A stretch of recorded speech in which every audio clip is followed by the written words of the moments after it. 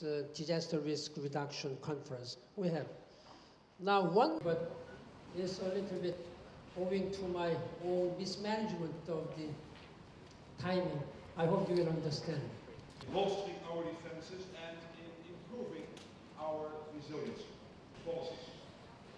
The special partnership will complement Samoa and small island developing states are calling for a strong and legally binding Paris Agreement, as our capacity to adapt and be resilient will be extremely difficult with the impacts of climate change.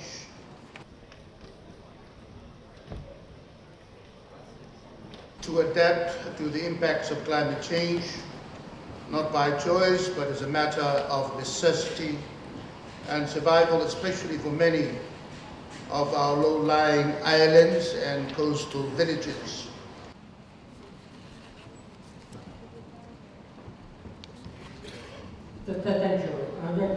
As you know, this is the first time that we have heard the leaders of the developed world talking about the possibility of less than 1.5%, which is the goal that the developing, or rather the small island states that are in the forefront of the fight against climate change have been pushing for.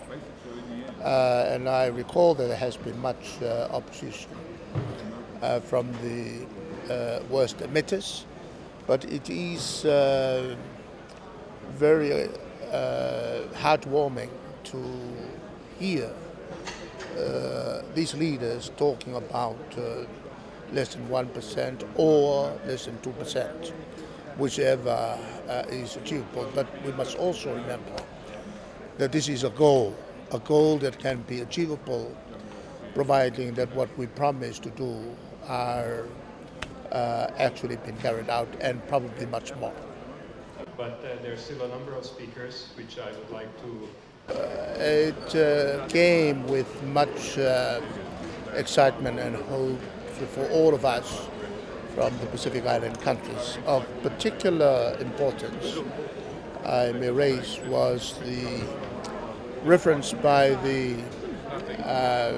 all the leaders of the importance of facing the problem right now, being the climate change being the being the worst problem facing humanity, and there is a need to save the world now.